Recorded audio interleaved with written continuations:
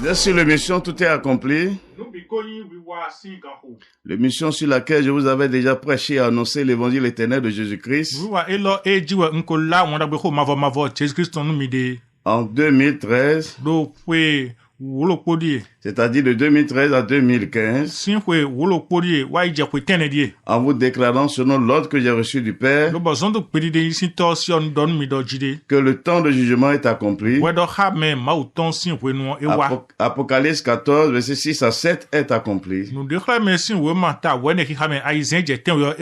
Et nous voici dans l'heure de la vérité. Pour cette sortie, dans laquelle nous sommes à nouveau, ce n'est point pour vous annoncer notre évangile, ni pour vous prêcher un autre message, mais c'est pour vous parler de la restauration de cet évangile. Après ces retraits des ivraires de prophétie de date,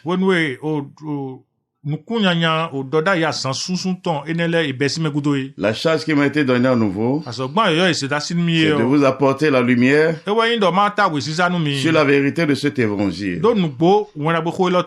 Et en parlant de cet évangile, comme nous cessons de dire,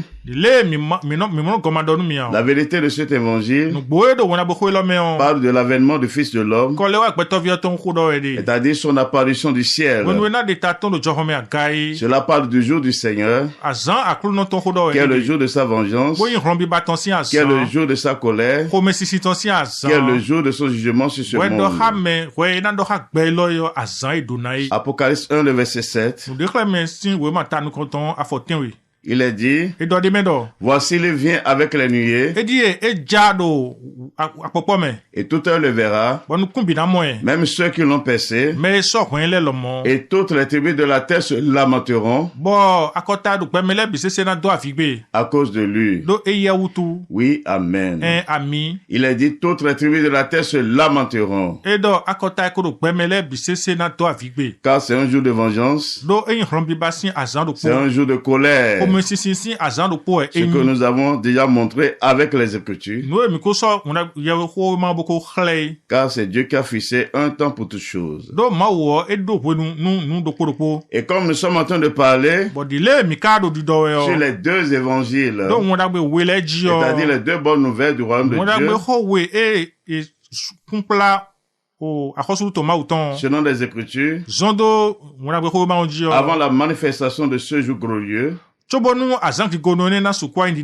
qui est accompli en ce jour, car c'est ce qui est accompli qui se manifeste. Nous allons poursuivre dans le même esprit encore aujourd'hui. Nous avons soutenu cette vérité en vous lisant Ésaïe 61, le verset 1 à 3. Car c'est cette parole de l'Écriture dans laquelle a été prédit et annoncé ces deux évangiles.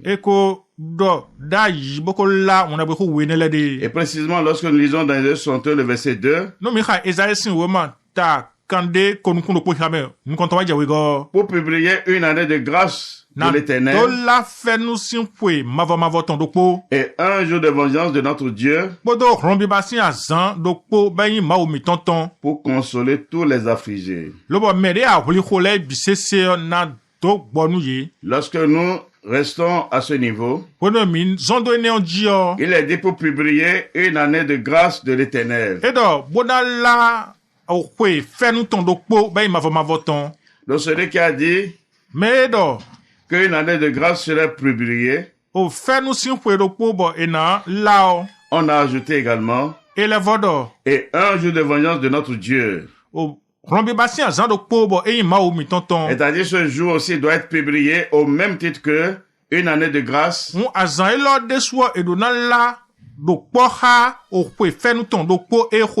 et une année de grâce de l'Éternel, c'est-à-dire du Seigneur. Cela parle de l'évangile de la grâce pour le salut.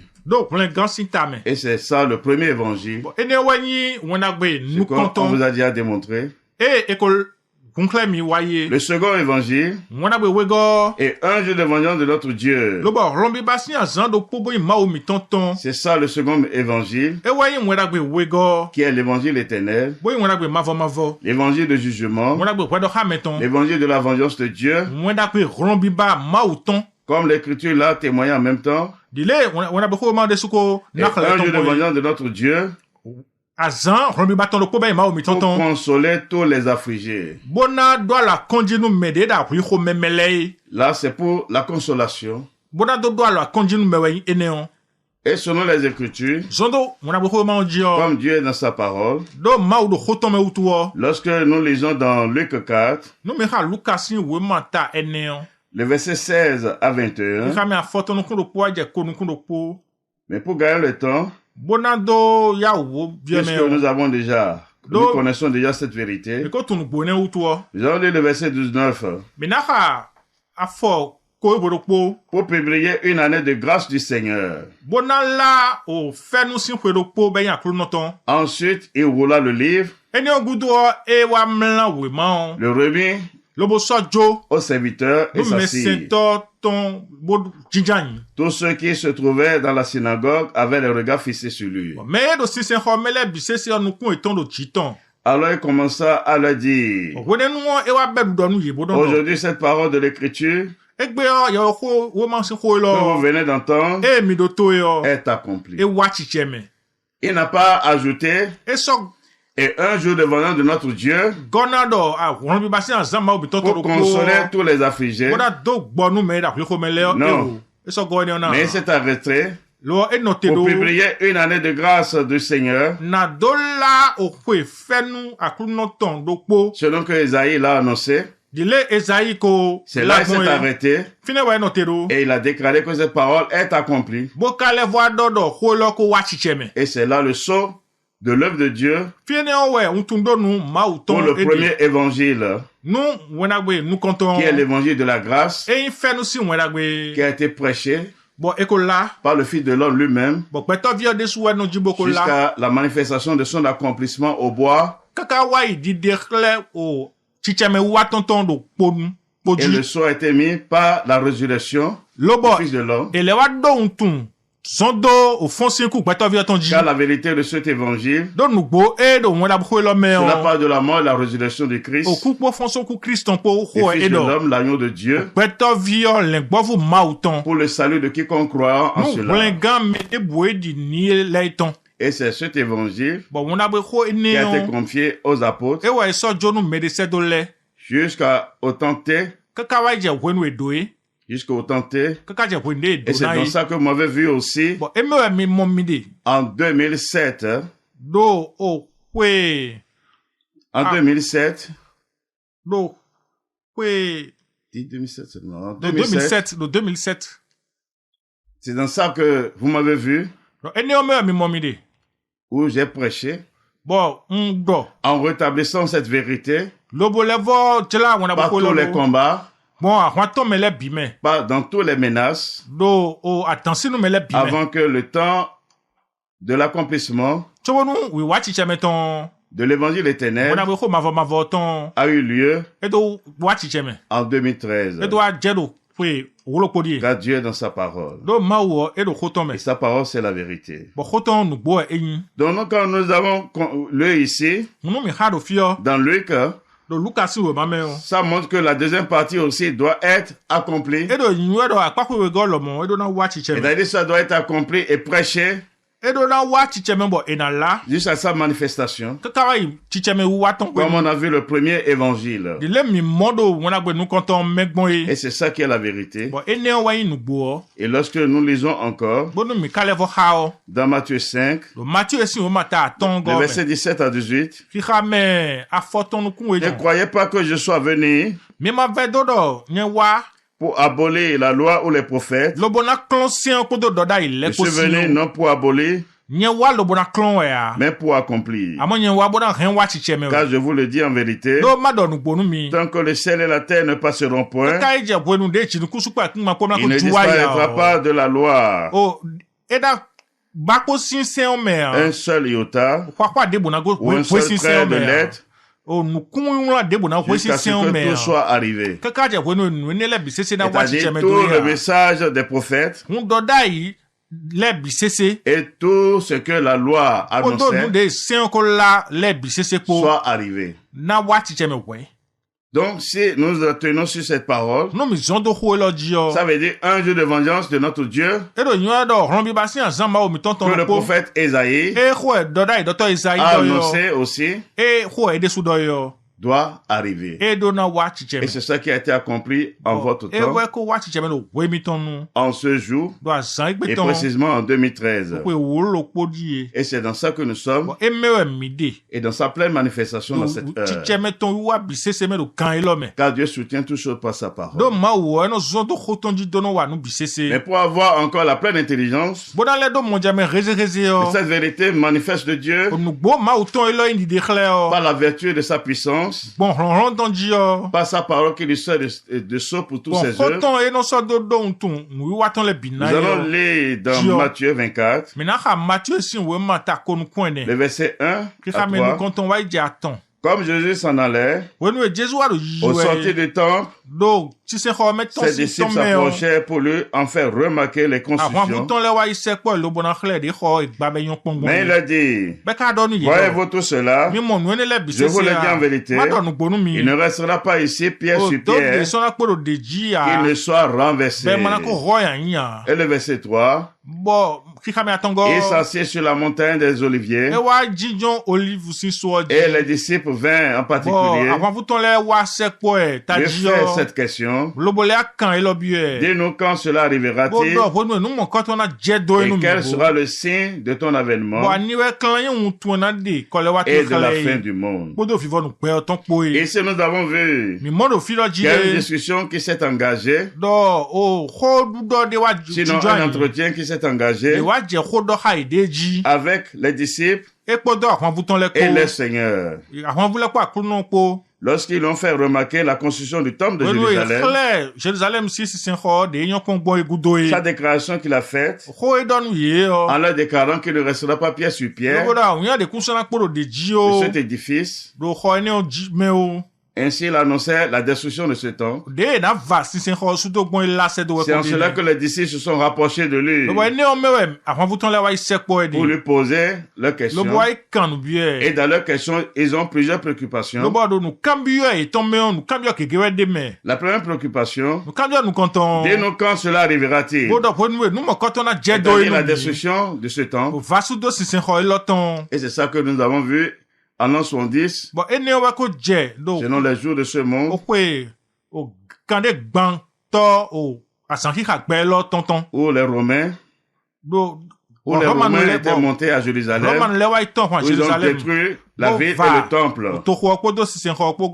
Et le séquel de cette destruction est encore là. Car un mur du parti du temple est encore là pour servir de témoignage au milieu des nations. Et c'est Dieu même qui l'a fait ainsi. Il est digne d'être craint. Mais ils ne se sont pas arrêtés là. Et quel sera le signe de ton avènement et de la fin du monde? Ils ont rallié deux préoccupation ici, c'est-à-dire deux sujets à la fois, en déclarant quel est le signe de ton avènement et de la fin du monde. Donc ça veut dire quoi? Son apparition du ciel, par cette apparition, c'est la destruction totale de ce monde. Elle a dit c'est la fin de ce monde. Pour la manifestation du nouveau monde. C'est en cela on parle de renouvellement de toutes choses. Pour le rétablissement de toutes choses. Et c'est dans ça que nous sommes. Mais en leur répondant, toujours dans le même chapitre, dans Matthieu 24, le verset 14, cette bonne nouvelle du royaume sera prêchée dans le monde entier pour servir de témoignage à toutes les nations, alors viendra la fin. Il a dit cette bonne nouvelle du royaume. Mais il y a une précision là. Il s'agit de quelle bonne nouvelle? Cela parle de l'avènement du Fils de l'homme. Car c'est une bonne nouvelle. Pour ceux qui aiment le règne de Dieu, car c'est le roi béni éternellement. C'est lui que Dieu a fait asseoir sur son trône. Et qu'il a béni pour toujours. Jésus-Christ homme. Donc c'est une bonne nouvelle pour le peuple de Dieu, pour ses élus, ceux qui aiment le règne de Dieu. C'est pourquoi dès le commencement de ce ministère, lorsque le Fils de l'homme était au milieu des Juifs, la question lui a été demandée, apprends-nous comment on doit prier. La chose principale qu'il leur a montré, que ton règne vienne, et que ta volonté soit faite sur la terre comme au ciel. Que ton règne vienne, car Dieu a son plan. C'est lui qui est le roi des nations. C'est lui qui est le roi de toute la terre. Et nous voici dans l'heure de la vérité. Voici dans l'heure de la vérité. Donc c'est bien dit dans le verset 14 de Matthieu 24. Cette bonne nouvelle du royaume sera prêchée. Ça veut dire son avènement. Le jour de son avènement, qui est le jour du Seigneur, qui est le jour de sa vengeance, le jour de sa colère, où toutes les tribus de la terre se lamenteront, sera prêché au même titre que l'évangile de la grâce qui était pour le salut. Selon les Écritures, dans Isaïe 61, le verset 2, car Dieu est dans sa parole. Et c'est ça qui est accompli en ce jour. Et c'est dans ça que nous sommes encore. Car c'est l'évangile de Dieu. Et c'est ce qui a été attesté, révélé dans Apocalypse, qui est le livre de la fin du temps, qui est le livre du jour du Seigneur. Car l'Apocalypse parle du jour du Seigneur. L'Apocalypse ne parle pas d'autre chose. C'est pourquoi nous lisons dans Apocalypse 14, verset 6 à 7. Je vis un autre ange qui volait par le milieu du ciel, ayant l'évangile éternel pour l'annoncer aux habitants de la terre, à toute nation, à toute tribu, à toute langue et à tout peuple. Il disait de nouveau fort, craignez Dieu et donnez-lui gloire, car l'heure de son jugement est venue, et adorez celui qui a fait le ciel et la terre et la mer et les sources d'eau. Voilà la vérité. Mais si nous rentrons dans le verset 7, il est bien dit, craignez Dieu et donnez-lui gloire, car l'heure de son jugement est venue. Il n'a pas dit, craignez Dieu et donnez-lui gloire, réconciliez-vous avec Dieu, fuyez sa colère, réconciliez avec lui, car il a versé son sang pour le rachat de l'humanité. Non. Le contenu de cet évangile, c'est ça qui a été décrit dans le verset 7, qui n'a rien à voir avec l'évangile de la grâce, qui n'a rien à voir avec le message de la grâce. C'est bien dit, il disait d'une voix forte, craignez Dieu et donnez-lui gloire, car l'heure de son jugement est venue. Il n'est pas dit l'heure de son jugement vient. Il n'est pas dit que Dieu a fixé un temps, il va juger le monde. Non. Le temps fixé est accompli. C'est pourquoi c'est dit car l'heure de son jugement est venue. Et c'est ça qui est la vérité. Et comme j'étais en train de vous dire, que l'Apocalypse, c'est le livre du jour du Seigneur, le livre qui parle des œuvres de son jour. Et ça que nous allons lire encore dans Apocalypse 1, le verset 10. Je fus ravi en esprit au jour du Seigneur, et j'entendis derrière moi une voix forte comme le son d'une trompette qui disait ce que tu vois, et écris-le dans un livre, et envoie-le aux 7 églises, à Éphèse, à Smyrne, à Pérgame, à Thyatire, à Sardes, à Philadelphie et à Laodicée. Quand nous voyons ici, le témoignage qu'il a rendu est vrai. Il dit, je fus ravi en esprit au jour du Seigneur. C'est-à-dire pour lui montrer le jour du Seigneur. Et c'est là, il a dit, il a entendu derrière lui une voix forte comme le son d'une trompette. C'est-à-dire c'est la voix de Dieu. Et il disait, ce que tu vois, et écrit dans un livre. C'est là l'Apocalypse. C'est là le livre de l'Apocalypse. Et lorsque nous évoluons, en remontant toujours dans le même chapitre, Apocalypse 1, le verset 1 à 3, révélation de Jésus-Christ que Dieu lui a donné pour montrer à ses serviteurs les choses qui doivent arriver bientôt, qu'il a fait connaître par l'envoi de son ange à son serviteur Jean, lequel a attesté la parole de Dieu et le témoin de Jésus-Christ, tout ce qu'il a vu. Heureux celui qui lit, et le celui qui lit, et ceux qui entendent les paroles de la prophétie, et qui gardent les choses qui y sont écrites, car le temps est proche. Aujourd'hui, le temps est accompli. Car l'Apocalypse est déjà accompli. Donc ici, c'est bien dit, révélation de Jésus-Christ. Que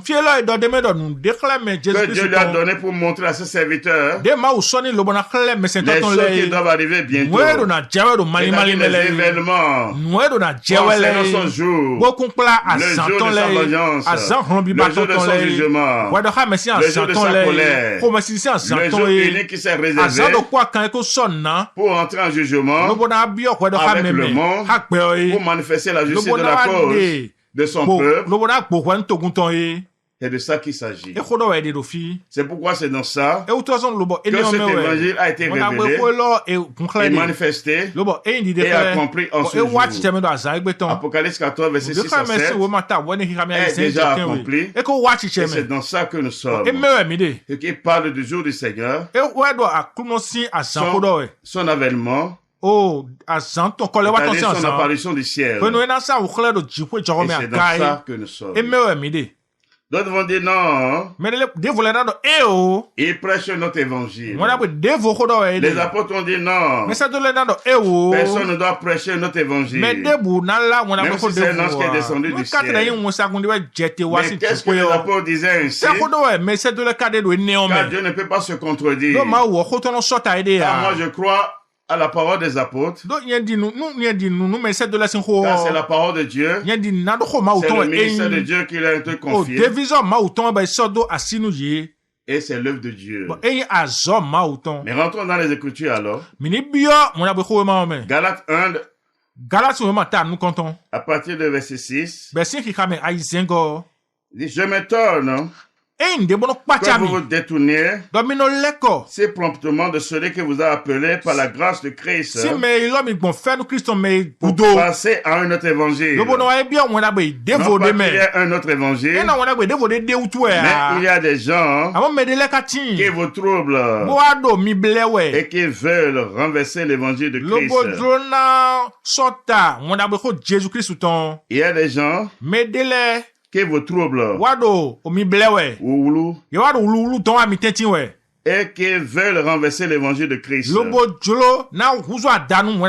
Mais quand nous-mêmes, quand un homme du ciel annoncerait un autre évangile que celui que nous avons prêché, que celui que nous vous avons prêché, qu'il soit anathème. Nous l'avons dit précédemment, et je le répète à cette heure, que quelqu'un vous annonce notre évangile, que celui que vous avez reçu, qu'il soit anathème. L'apôtre a été pressé. Il parlait de quoi? En parlant de notre évangile, contre l'évangile que eux ils ont prêché, selon les Écritures, de quoi il s'agit? Toujours dans le même livre, nous allons découvrir cette vérité. Dans Galates 2,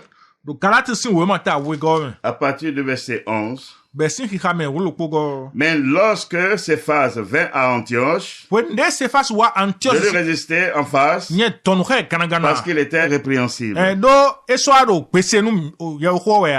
En effet, avant l'arrivée de quelques personnes envoyées par Jacques, il mangeait avec les païens. Et quand il fut arrivé, quand il fut venu, il s'esquiva et se tint à l'écart par crainte des circoncis, c'est-à-dire les Juifs. Avec lui, les autres Juifs usaient aussi de dissimulation, en sorte que Barnabas même fut entraîné par leur hypocrisie. Voyant qu'il ne marchait pas droit selon la vérité de l'évangile,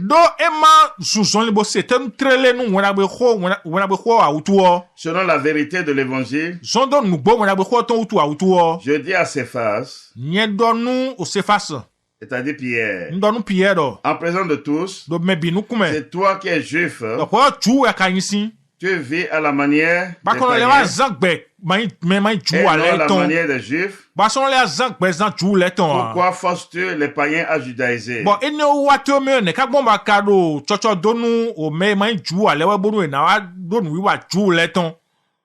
C'est-à-dire pratiquer les œuvres de la loi.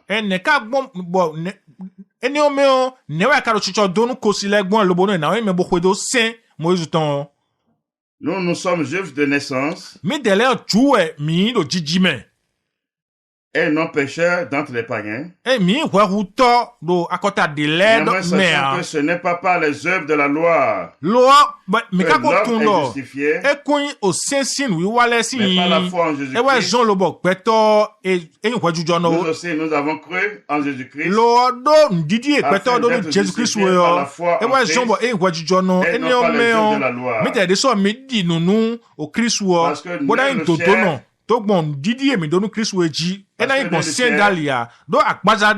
sera justifié par les œuvres de la loi. Et nous avons ajouté le verset 21. Et je ne rejette pas la grâce de Dieu. Car si la justice sortit par la loi, Christ est donc mort en vain. Voilà le sujet de son zèle, de sa déclaration, parce qu'il y a certains juifs qui veulent s'opposer à la vérité de l'évangile de la grâce. Car la vérité de l'évangile de la grâce, selon les Écritures, dans Romains 10, verset 4, il est écrit que c'est la fin de la loi pour la justification de tous ceux qui croient.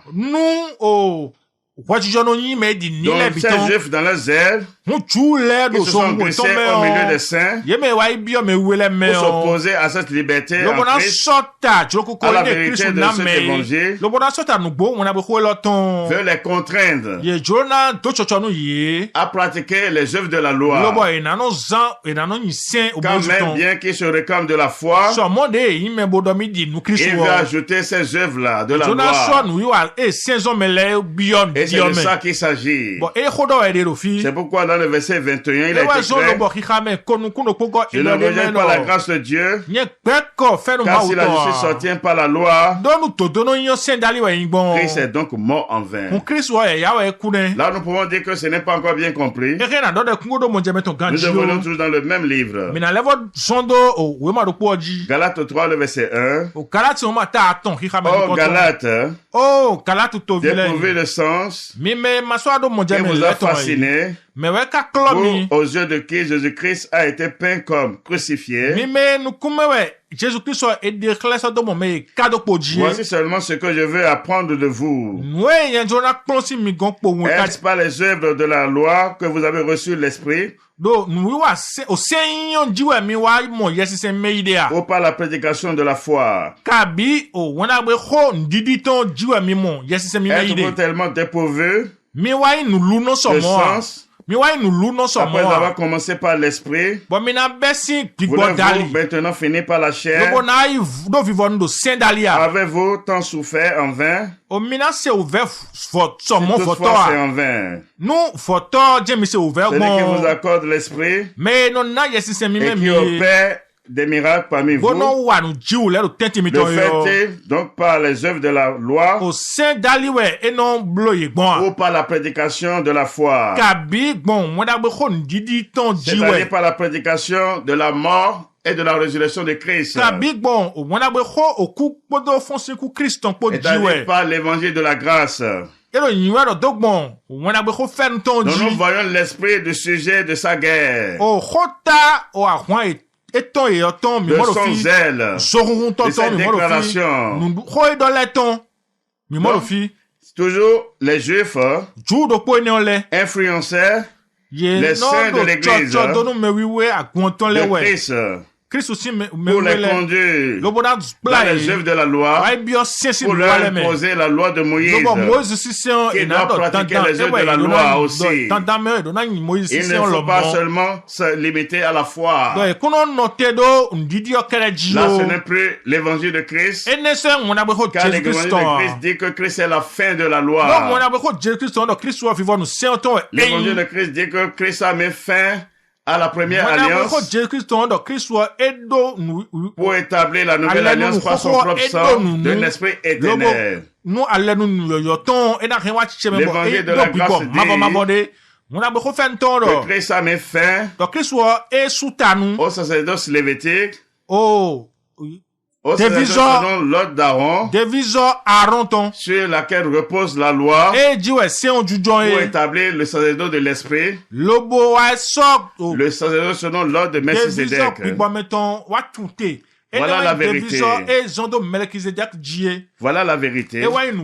Et pour avoir aussi la pleine compréhension de ce que nous disons, lisons dans Galates 5, le verset 1. C'est pour la liberté que Christ nous a affranchis. Demeurez donc fermes et ne vous laissez pas mettre de nouveau sous le joug de la servitude. Voici moi, Paul. Je vous dis que si vous vous faites circoncis, Christ ne vous servira de rien. Et je proteste encore une fois à tout homme qui se fait circoncis qu'il est tenu de pratiquer la loi tout entière. Et le verset 4, vous êtes séparés de Christ. Vous tous qui cherchez la justification dans la loi, vous êtes déchus de la grâce. Voici la vérité de son zèle, de ses propos, de son langage qu'il tenait dans le premier chapitre en parlant d'un autre évangile. Donc c'est par rapport aux Juifs qui voulaient entraîner les saints de l'Église dans les œuvres de la loi, car c'est la loi de Moïse qui demande de circoncire les enfants selon la chair. C'est la loi de Moïse qui demande de présenter des dîmes, les offrandes à Dieu C'est la loi de Moïse qui demande de construire le temple à Dieu. C'est la loi de Moïse qui demande de fêter Pâques, Pentecôte. C'est la loi de Moïse qui demande de faire des vœux à Dieu. C'est la loi de Moïse qui demande d'utiliser l'huile d'onction. C'est la loi de Moïse qui parle de l'encens. C'est la loi de Moïse qui parle des sacrifices d'animaux. En Christ, tous ces œuvres ont déjà pris fin. Donc celui qui s'attache à cela, en évoquant encore le nom de Jésus, c'est un autre évangile. Ça, c'est là l'œuvre de l'Antéchrist. Il n'a pas reconnu que Christ est venu dans la chair. Car selon Éphésiens 2, c'est pas sa chair qu'il a mis fin à cette loi. Dans toutes ses prescriptions, dans toutes ses œuvres. C'est pourquoi une fois au bois, il a crié tout est accompli. Et le voile du temple est désiré en deux. Pour mettre fin à ce sacerdoce lévitique, selon l'ordre d'Aaron,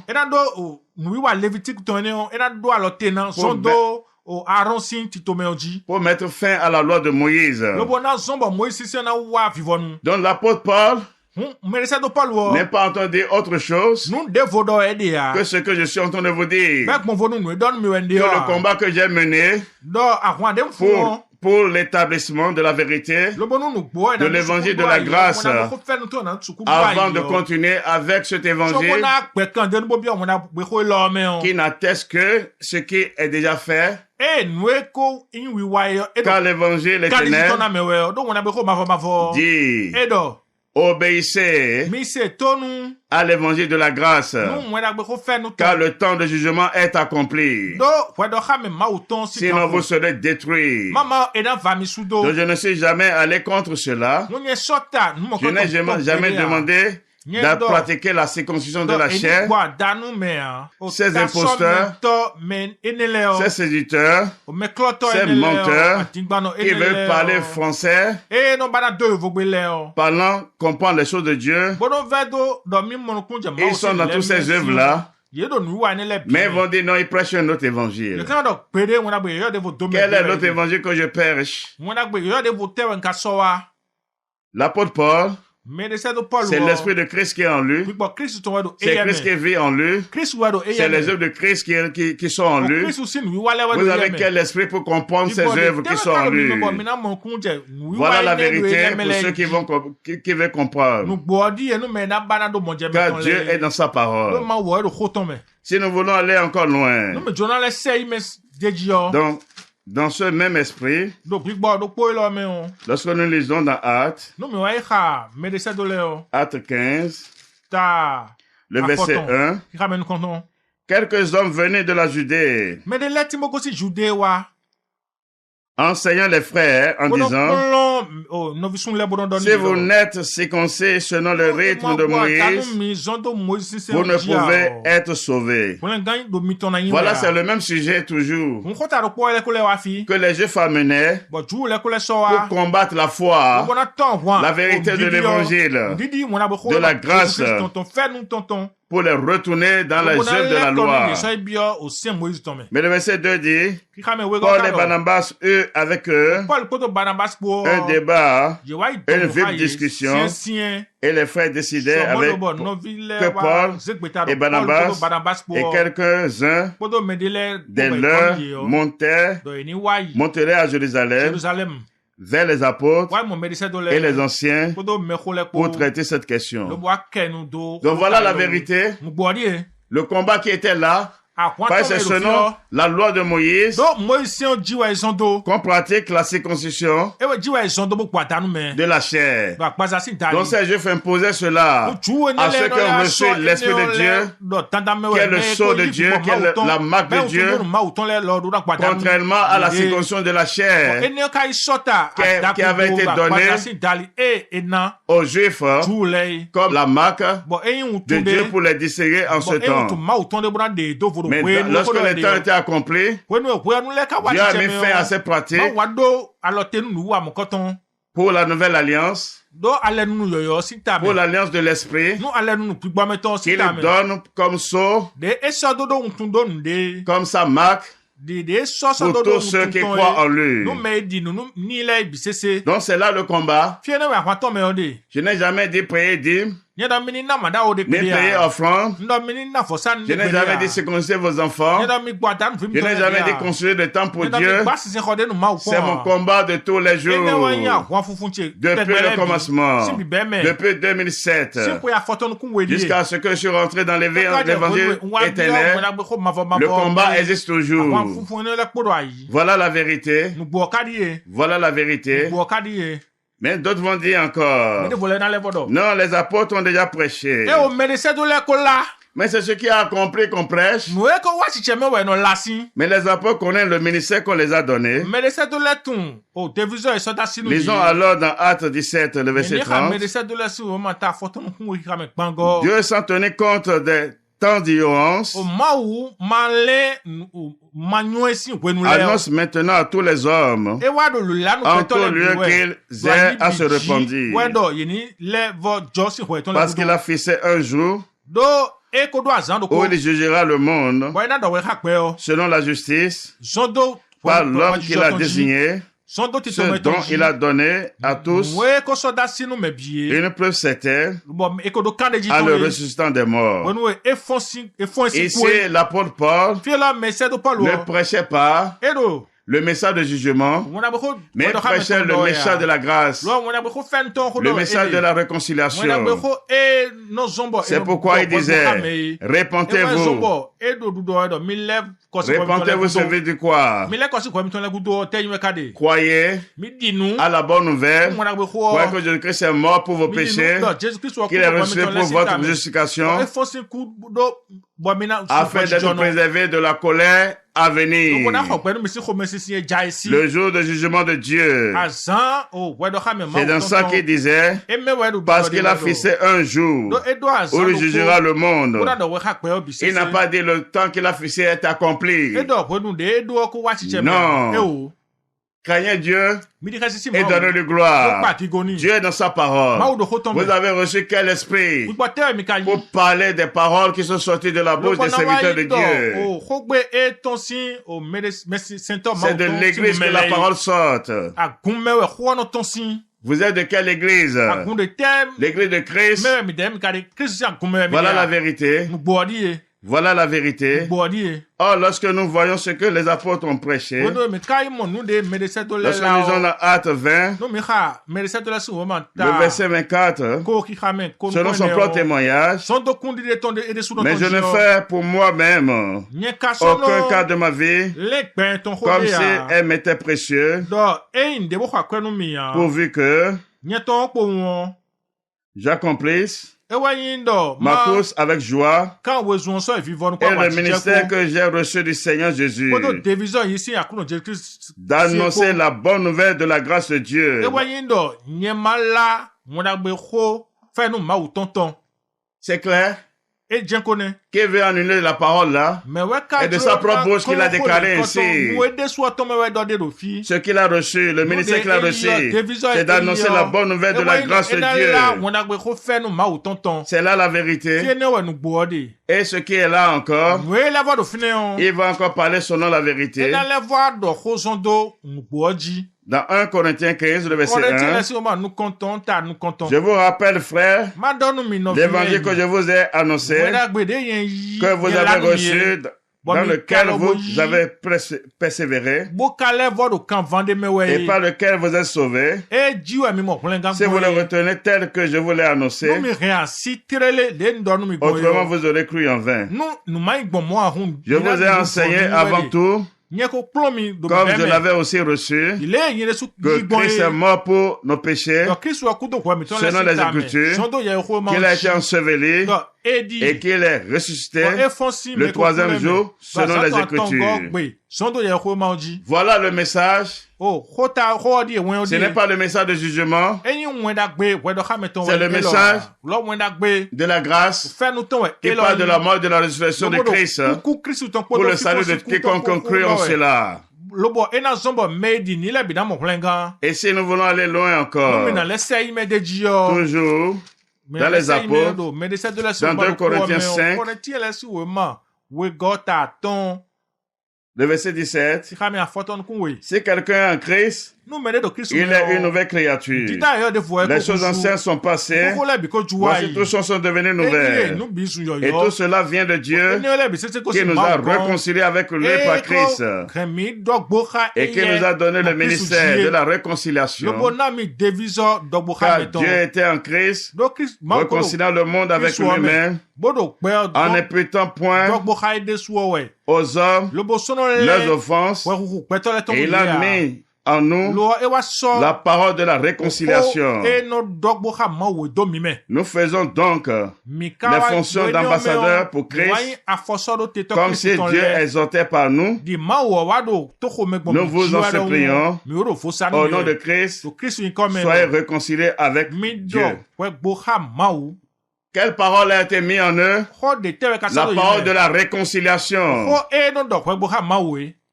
La parole de la réconciliation. Regardez, soyez réconciliés avec Dieu. C'est-à-dire, croyez à sa bonne nouvelle, le sacrifice qu'il a fait en livrant la vie de son fils d'un esprit éternel pour le pardon des péchés. Car sans infusion du sang, il n'y a pas pardon pour le péché. Voilà la vérité qui est là. Donc il n'a jamais prêché le message du jugement. Ce n'est pas possible. Donc voilà la vérité. C'est en votre jour que la parole de Dieu est accomplie. Dans la folie de certains, ils vont dire non. Ils vont dire non. Lorsque nous lisons dans Abdias, 1, le verset 1, prophétie d'Abdias, ainsi par le Seigneur l'Éternel sur Édom. Nous avons appris une nouvelle de la part de l'Éternel. Et un messager a été envoyé parmi les nations. Levez-vous, marchons contre Édom pour lui faire la guerre. Ils m'ont dit non, cela parle de Paul. Oh, vous avez vu son propre témoignage. C'est un message de réconciliation. Il n'a pas le message de jugement. Il n'a pas le message de la guerre. Non. Craignez Dieu. Dieu dans sa parole. Ce messager dont il s'agit, ce ne parle pas de Paul. Cela ne parle pas de Paul. Cela parle de messager de l'Apocalypse. Selon les Écritures, lorsque nous revenons encore dans Apocalypse 1, le verset 3, il est écrit « Heureux celui qui lit » et ceux qui entendent les paroles de la prophétie et qui gardent les choses qui sont écrites, car le temps est proche. Il dit heureux celui qui lit. Il n'est pas dit heureux ceux qui lisent. Heureux celui qui lit. Il s'agit de ce messager. Il s'agit de ce messager.